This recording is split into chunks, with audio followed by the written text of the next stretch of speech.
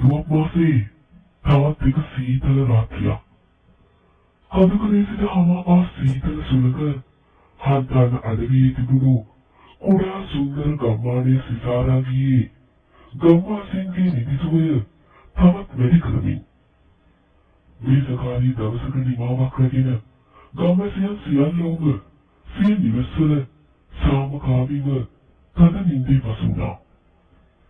විටින් විට ඈතින් ඇසෙන නරියන්ගේ හූහඩත් ඒට ප්‍රතිචාර දක්වන බල්ලන්ගේ උඩුපිරීමත් නිහඬතාව මතකට බිඳගනුවත් ඒ කිසිවෙකුගේ නිදිසුමයි බිඳදැමීමට තරම් ප්‍රබල වුණේ නෑ. ගම්මානේ පාරවල් පුරාම පැතිරී තිබුණේ මීදුම සහ අද්භූත නිසල බවක් පමණයි. ඒත් ගම්මානේ කෙළවරක පිහිටා තිබුණු විශාල බංගලාවක කාමරයක් තුළ වේදනාවෙන් හා බලාපොරොත්තු සුන්වීමෙන් පෙළෙන මෙහෙකාර ධර්මයක් වුණු රාණිට නම් මෙය වේදනාත්මකයි. තීරණාත්මක මෙන්ම බියකරු රාජ්‍යයක් වුණා. වසර ගණනාවක් තිස්සේ ඇය මේ නිවසේ සියලු වැඩ කටයුතු කළා. ඇගේ අම්මා සහ තාත්තත් මේ නිවසේ මෙහෙකාර සේවය කළා. ඔවුන් මිය ගියාට පසුවත් ඇය මේ නිවසේම රැඳී සිටියේ හිමිකරුවන්ගේ ක්‍රූරත්වයට යටත්වයි. ඒත් අද රාත්‍රියේදී සියල්ල අවසන් කළ යුතු බව ඇය තීරණය කළා. ඇය වේදනාවෙන් සහ ආත්ම අනුකම්පාවෙන් නැගූ සිහින් ඉකිබිඳුව කිසිවෙකුටවත් ඇසුනේ නෑ. හෝරාවකටත් වඩා වැඩි කාලයක් ඇගේ කුඩා කාමරය තුළ සීතල බිම මත වැතිර හඬමින් සිටියේ අවසානයේ දැඩි තීරණයකට ලැබුණා.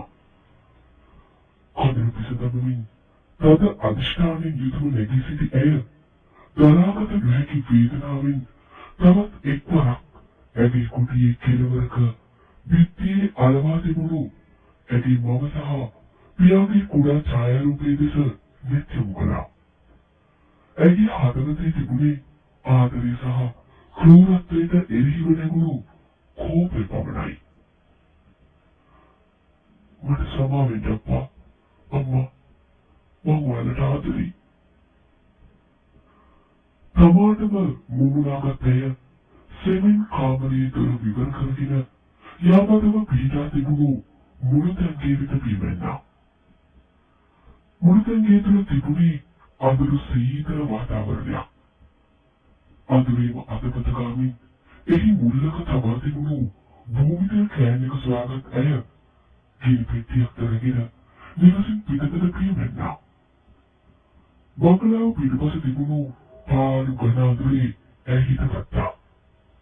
අනතුරුව භූමිතල කෑන් එක විවර කර හිසේ සිටම එය ඇඟට වත් කරගෙන තවත් එක්වරක් ඇය මෙතෙක් කල ජීවත් වූ බංගලාව දෙස මෙත් යොමු කළා.